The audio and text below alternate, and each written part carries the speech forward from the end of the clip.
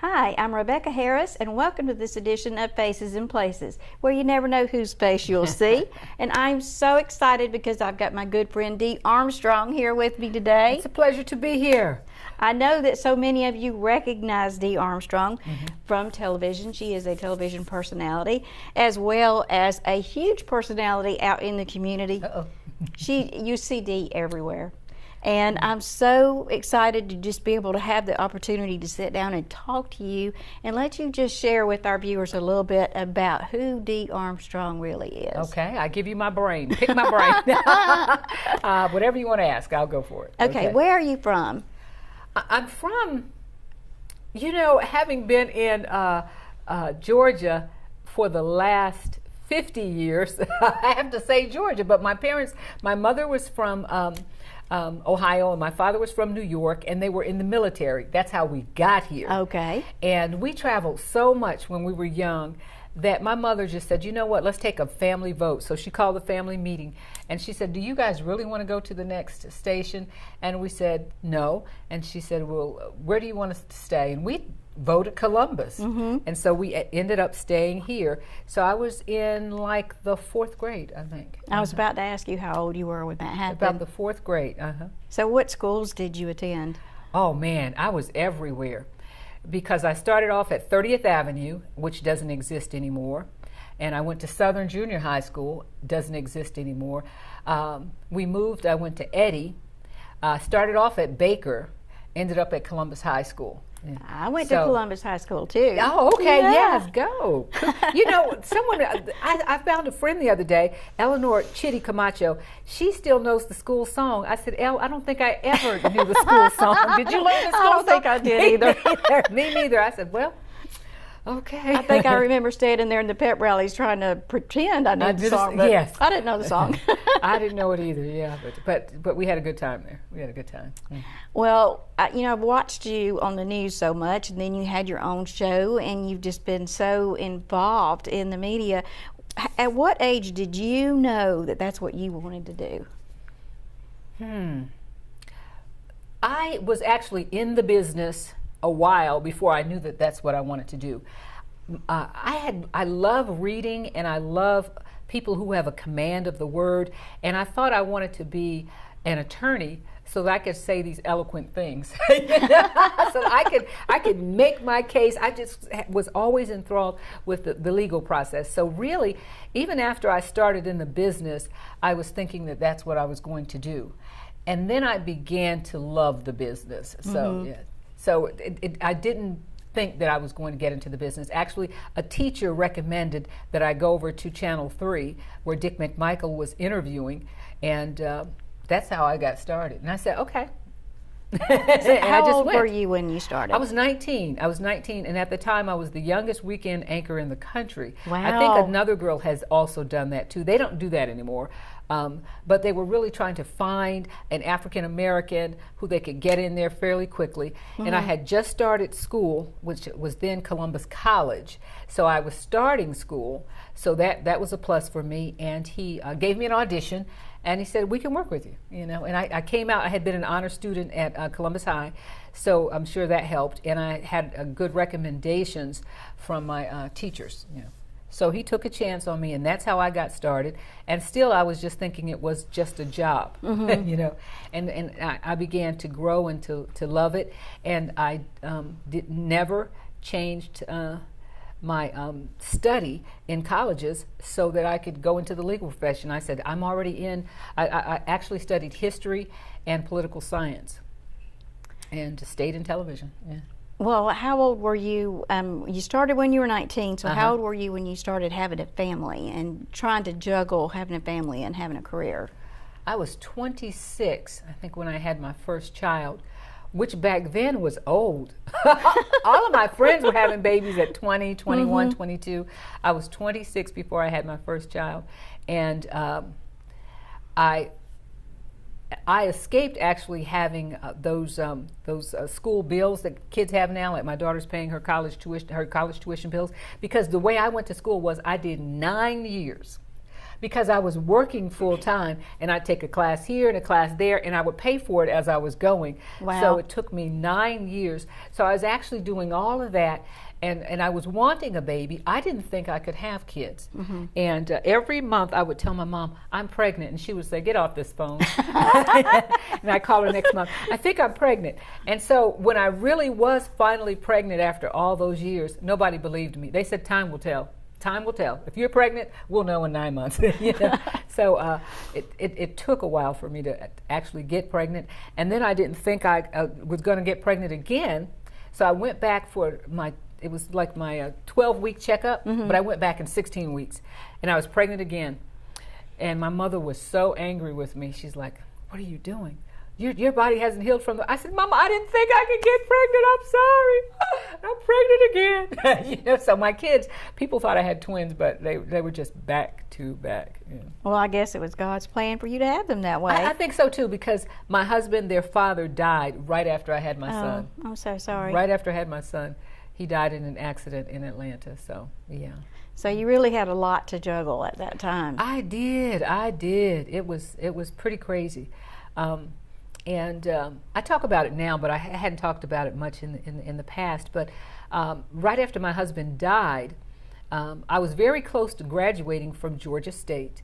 And I would go to school at night because I had moved in some Georgia State students. They would keep my kids during the day. No, how would that go? I'd be at home with the kids during the day. They would keep my kids at night, and I would go to college. That's how that went. Okay. And I was coming back from college one night after my husband died, and I had a big decision to make. I had one class left, Rebecca, one class left. And I said, you know what? I've been in school 9 years, and I needed to grieve. I didn't even grieve, really. I said, I'm getting out of here. So I stayed in school. The only math class that was available, because I needed math, and I had procrastinated because of what was going on, was an advanced trigonometry class. I said, I'm going to do this, and I'm going to get out of here, you know. And that was one of the hardest classes I'd ever taken because math wasn't really my degree. But so I was coming home, and there was a guy in my house, and the guy attacked me and tried to kill me. Oh, wow. And you know, it was just me and the two babies. It was pretty bad. So there was a lot going on. Right after my husband died, the guy was there, and he turned out to be what they call the College Park rapist. And I think it was God, because he was slashing his victims, and he did not slash me. He did go in the kitchen to get a knife, and he came back with a butter knife, and I'm like, what in the world is he going to do with that butter knife? But all he did was threaten me with it, and which police had a hard time thinking, you must have known him. I said, I don't know him. So, well, he's almost killed everybody else, and he didn't kill you. But at that time, my husband and I were on fire for Jesus, and I knew to pray, and I was almost afraid to pray. I said, if I pray, the demon in him is going to really get mad. But I prayed anyway. You know, I prayed anyway. I was too afraid to pray out loud, but I was praying. And he left me alone. So that was a crazy time in my life. Yeah. And I look back on it, I probably should have gotten some counseling, but I didn't.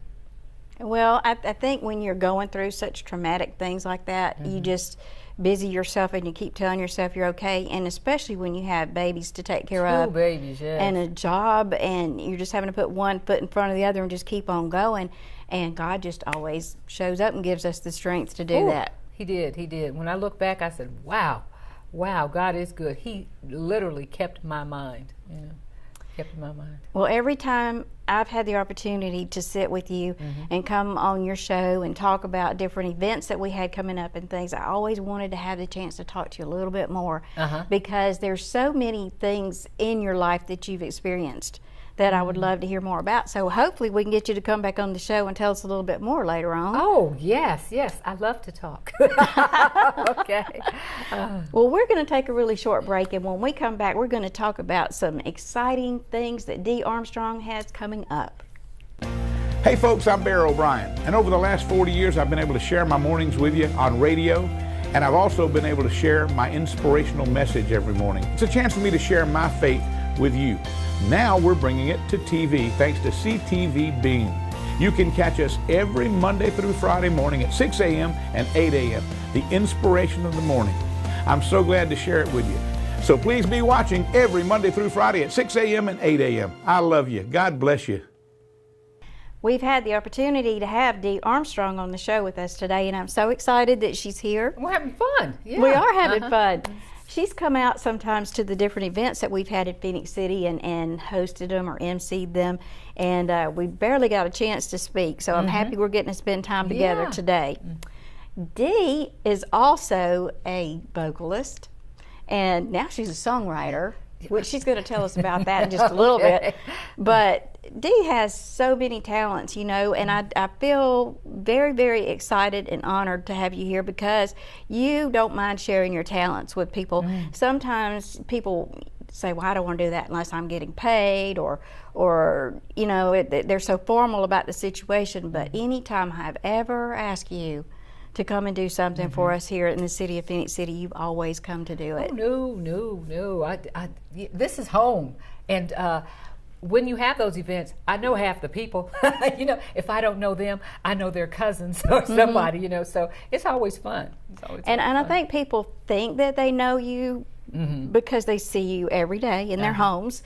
So tell us a little bit about some of the stations that you work for where people might have seen you over the years. Okay, I started out at Channel 9. No, I started out at Channel 3. Dick McMichael hired me at Channel 3. Let me go back. I can remember a picture of me. I think the first day I was on the air, I had a white suit on and a blue shirt. So I started there at 19 years old. I see that picture in my mind there. And I stayed there for 2.5 years. And I'll tell you, my life has been kind of crazy because I never looked for a job. So my teacher told me to go to that Dick McMichael job. So, you know, and so I ended up getting that job. Then I got a call from South Bend, Indiana. And a news director there somehow knew about me because they pass around tapes and things. And they said, are you ready to move? And again, I was just naive. You know, I didn't plot my career or anything. I said, sure. How much you paying me? You know, so they were paying several $1,000s more to do the same thing, and so I moved to Indiana, and then my father got sick, and I wanted to come home, so I took a leave of absence, and I came back home, and he lived for quite some time, and I didn't want to go back to Indiana. Then I got a call from Channel 9, and Channel 9. Actually, one of the persons that worked with me in South Bend, he had become the news director at Channel 9. And he said, Dee, where have you been? And I said, I'm still in Columbus. It's because, you know, my father lived for a long time and I really don't want to go back. And he said, well, good. He said, I'm in Columbus and this is the first time I've been a news director. I need somebody on the weekends that I know is going to do it. I can't worry about the weekends. I got to learn my job. So he said, I need you in that position. Do you want to go back to work? I said, sure. So I went back to work at Channel 9. And again, by that time, I had 3 kids and eventually had another stepson.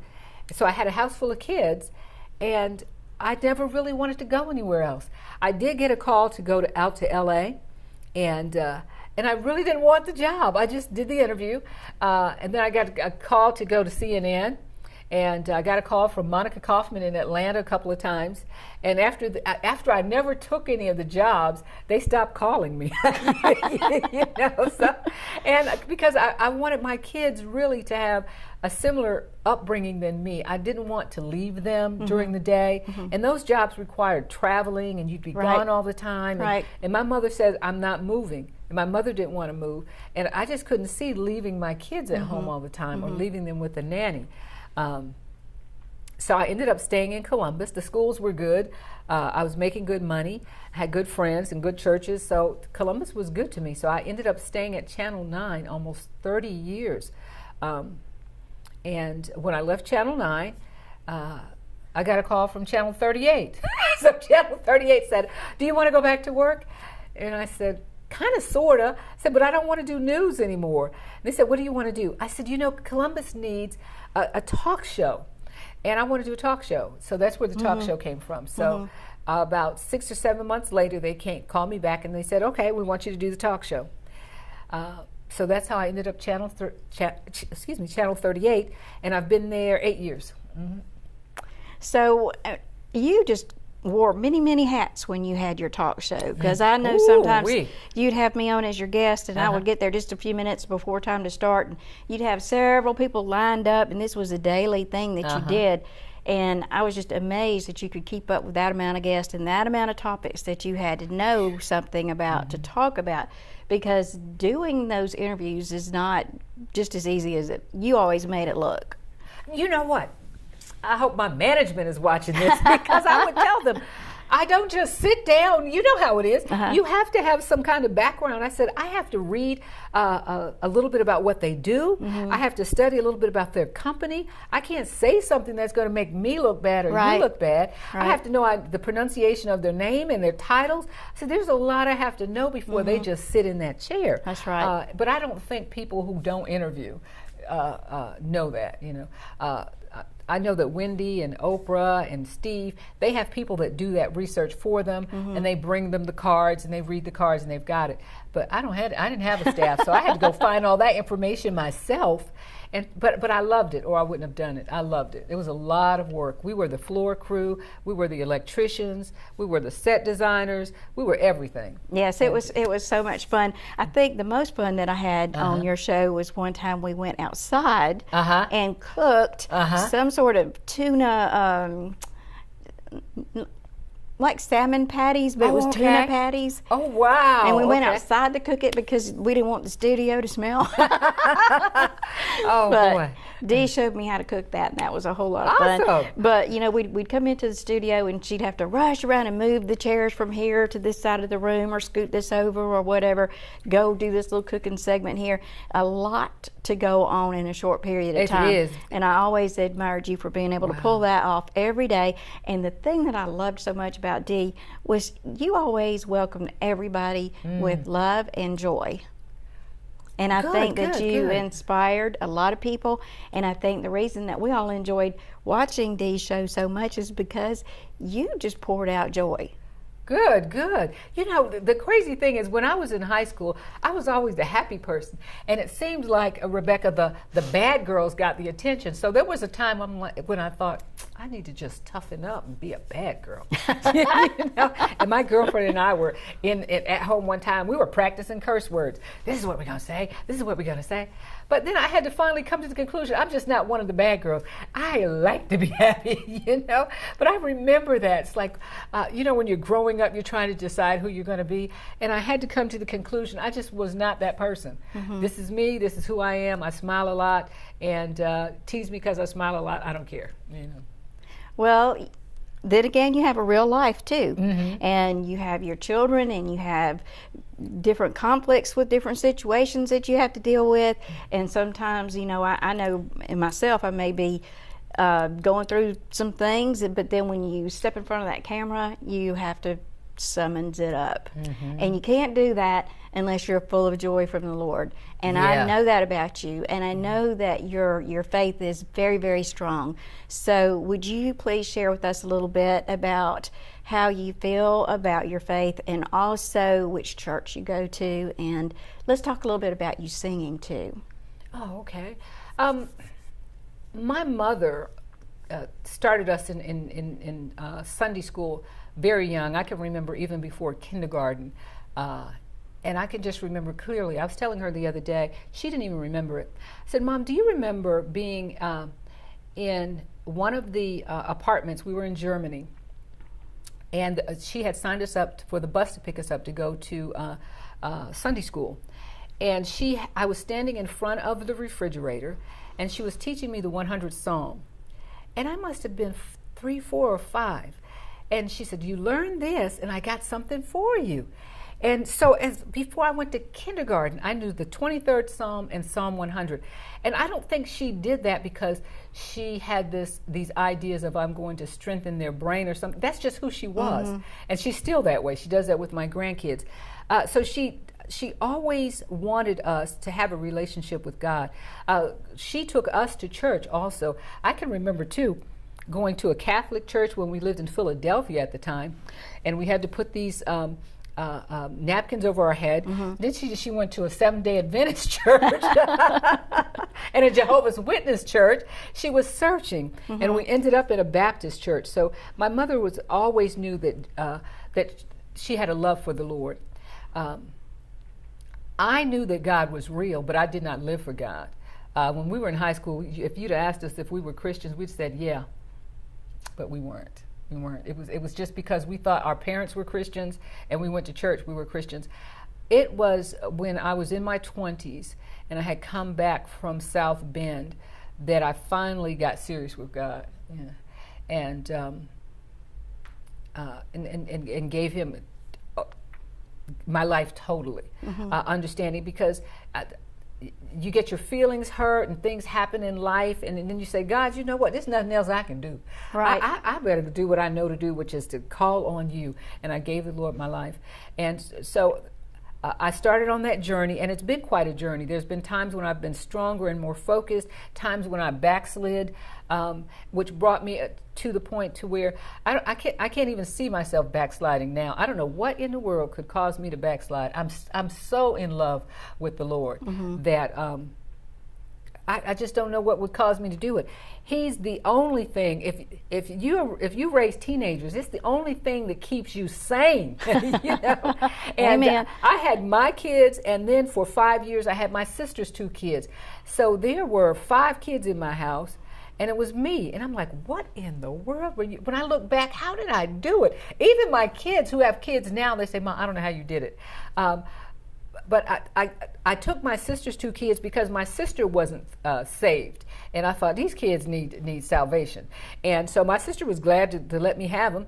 So I had my sister's kids for a time. And I was a Sunday school teacher. We had a band. I played the bass guitar and the keyboards. didn't know that. Yes. And my son, one of them played the drums, and the other one sang. It's the best thing that ever happened to me. I don't think I could have made it through. You know, I told you about the rape and being killed, and I mean almost being killed. I couldn't have made it without a love of the Lord. Right now, I'm going to the Church of Christ. That's where my mother's going, because I had kind of gotten churched out, and I think I churched my kids out too. I was obsessive for a while. I loved the Lord so much that I just had all. They tell me things I did. If Disney came on, they said, Mom, you would sit there and watch that show with us, and as soon as something came on you didn't like, you'd say, turn that station. You know. So I think I churched them out for a while too. So it's taken them a while to come back, but I had to talk to the Lord and talk to myself about what type of church I wanted to be in and what I wanted to do. People would see me coming and they would say, here comes Dee Armstrong. We're going to put her in this position and put her. And I'm like, I just want to be fed. I just want to learn. I really am not in a mindset of being in a position right now. So I kind of withdrew, and I'm in the Church of Christ right now and just kind of sitting and just basking in it. I will again do some things, but I just needed just a time for me. Right. Well, there's a season for everything, and you had a season of service for a while, and now you're having a season of being ministered to. Yeah. And we have to do that and to refresh ourselves, and then it's time for us to serve again. Yeah. But you serve in a lot of different ways. And so I want Dee to tell us about an upcoming event that you have that's very, very special that a lot of people might not know about, but please just share with us about the Masquerade Ball. Oh, okay. We just had one of the balls, and I have alopecia. I'll start there. I have alopecia, which is an autoimmune condition that causes you to lose your hair. And God was so good to me because I kept my hair for a long time, but I did not know why it was thinning in my 20s. So I had all these beauticians telling me it was the man that I had that was stressing me out. It was the babies. It was poor nutrition. The Channel 9 was too much for you. And that wasn't it at all. I had alopecia. And alopecia is where it's just uncontrolled hair loss. And my hair began to thin a lot, and it was very depressing because I did not want to wear a wig. And you know, a weave came out, and I didn't like the weaves, but eventually I said, I've got to wear a wig. And I wore a wig for years, and people would say, I've never seen your hair. Who does your hair? I'd like to, who does your hair? And I didn't want to tell them I don't have any hair. You know, I don't have hair. You know, so I have alopecia. It comes in different stages. There's just alopecia where it's thinning hair. There's alopecia areata, where some people loses their hair in spots. I have alopecia totalis, which is you lose your hair totally. So I have no hair on my head. And there was just an event where my wig was taken off in the public. A lot of people probably saw it. I had an incident where I have an adult son, and he said something that I didn't like. And there had been, you know, 20 years old is kind of, he's trying to figure out who he is. Right. And Mama, you know who Mama is. Mama loves the Lord, and this is how my house is, okay? This is how this house is run. I'm not going to allow things in my house that I think are contrary to my beliefs. And it was happening, you know, it was happening. And so I think to him, I was this overbearing Christian mom or something, and to me, he was this rebellious son. so something happened, and he said something to me, and I popped him, and he had a reaction, and I said, "Look," I said, "this is you need to you live with your girlfriend anyway. Go stay with your girlfriend, you know." And he said, "I'm not going anywhere." So I called the police. I said, "Look, I just want you to be here while he packs his clothes." And he goes. He wasn't fussing and fighting and screaming and hollering. I wasn't fussing. And they said, "Well, why do you think he needs to go?" And I said, "Well, there's just been a little more aggression here. And I said that there's nothing wrong. You can stay outside, actually. And just when he packs his clothes, you know, it'll be okay." I said, "He has somewhere to go. He has a girlfriend." And they said, "Well, what happened?" And I said, "Well, I popped him." He said, "You popped your son?" I said, "Yeah." And they said, "You know that's against the law." I said, "He's 25 years old. He's 6 foot, and he's an MMA fighter." I said, "It's not like I abused him or something." I said, "This is a Christian household, and he knows you don't talk to Mama that way." And so that's the public thing that happened. They actually took me to jail. Oh my goodness! They said there's a hands-off law. A hands-off law. You have no right to put your hands on another adult. I said, in my house, and he's my son, he's not asking you to do that. So they made the decision to do it. You know, he's not asking you to do that. So I'm so sorry that happened to you. You know, and I can talk about it now without, I don't even have any angst about it. At first it was just overwhelmingly awful. But God gave me so much strength. So they put my hands behind my back, handcuffed me. There were 3 or 4 cars out there. There's this female police officer. She's posted up. The male police officers are walking around my house. I said, "Feel free to walk around my house. You don't see any furniture out of place. You don't see any sign of any struggle or anything, you know." And they said, "Well, he has a red mark on his face." I said, "If you look at his body, he probably has marks all over him. He's an MMA cage fighter." You know. Wow. So I said, "I'm sure there's marks all over him." I said, "But there's no way that what I did harmed him." You know. I said, "My son is a trained fighter." I said, "I couldn't even get to him like that if I wanted to." Right. You know, if there was some kind of fight, I couldn't fight him if I wanted to. But they made the decision, having options. They didn't exercise their options. The option could have been, so my other children came over and they said, "You're going to take my mother to jail?" I said, "He has a girlfriend. Let him go to his girlfriend." And they said, "No, he doesn't have to leave. She does." So I didn't have to leave my house. He didn't have to leave the house. I did. I said, "Okay." And they said, "Well, let my mother come to my house." My son says, "No, she's going to jail." They had options. And they said she's going to take that wig off. Why? That's what I said. I said, "Why?" I said, "Nobody knows me." I said, "This is not a camouflage. This is not keeping someone from knowing who I am."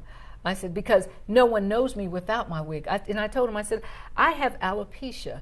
I haven't even talked with anybody about it. That's how sensitive I am." I said, what you're going to do is extremely traumatizing, and I don't even know if I can get through this. Please don't make me take my wig off." And they stood over me, and they said, "You got a minute. You got 1 minute to take that wig off. 1 minute."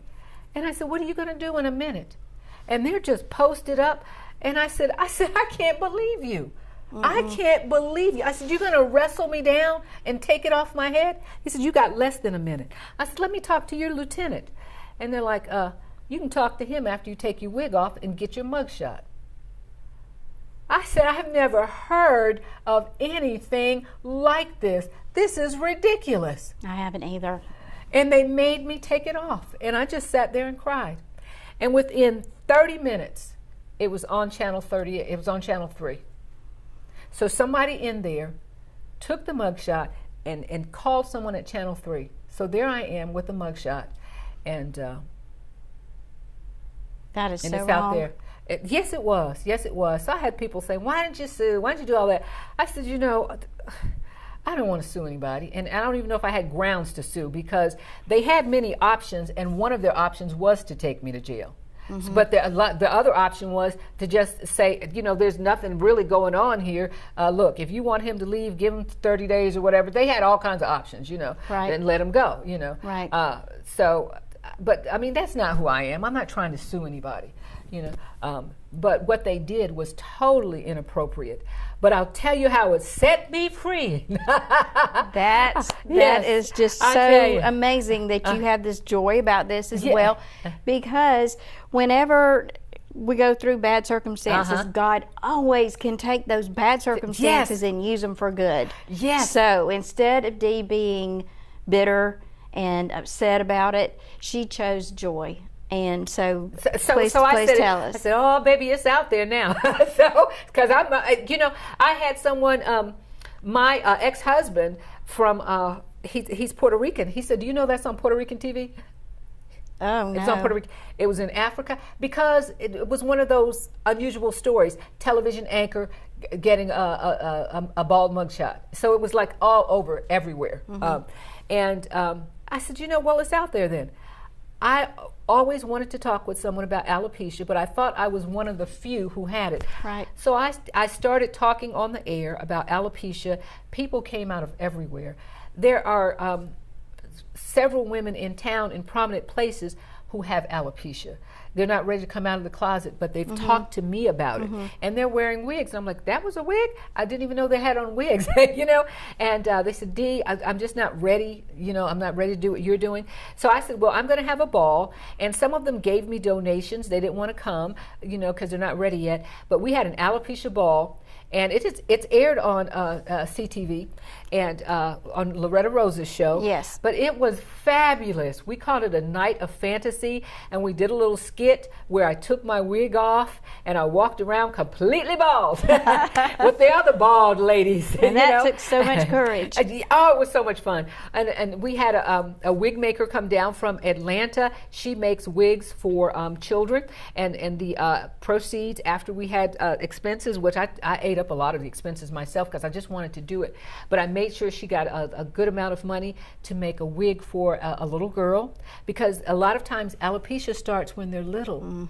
And so you have a little girl with a big bald spot right here and a big bald spot right there and patches of hair, and it's hard for them. Right. So you either shave it or put a wig on them. What are you going to do, So now they have wigs for little girls that look just like hair. You would not even know that it is That's a wonderful. wig, but it has to be custom made, to fit their head, and then it has to be made again as the hair grows. And so the ball was able to, it allowed me to connect to different people. We came out, I wrote some songs and got my high school friends to come and sing with me. It was just so much fun. So now we're starting the Alopecia Support Group in February, and we'll plan when the next ball is in 2019. And I'm just overwhelmed at the support that we had. And when my mugshot went out, I just want to digress a little bit. There were over 100,000 hits of people in support of me just from the Columbus area, saying that that you didn't have to do that to her. You have all kinds of pictures. If you wanted to do a story on an anchor who popped her son, you didn't have to do that picture. You put that picture out there to humiliate her. And I think everybody took that picture down, but it's still out there. You can't make it go away. And they put another picture up there. So even the rival TV stations which I had worked at all of them, and they knew me, and they knew that I didn't attack my son or anything. They knew that didn't happen. They put that mugshot up there just to humiliate me. But it turned out that they had so many people coming after them saying, we're not even going to watch you. We're not even going to watch you, because what you did was wrong. That they eventually, they didn't give an apology, but they changed the picture. Well, I would like to say that I'm very sorry that you were hurt by that.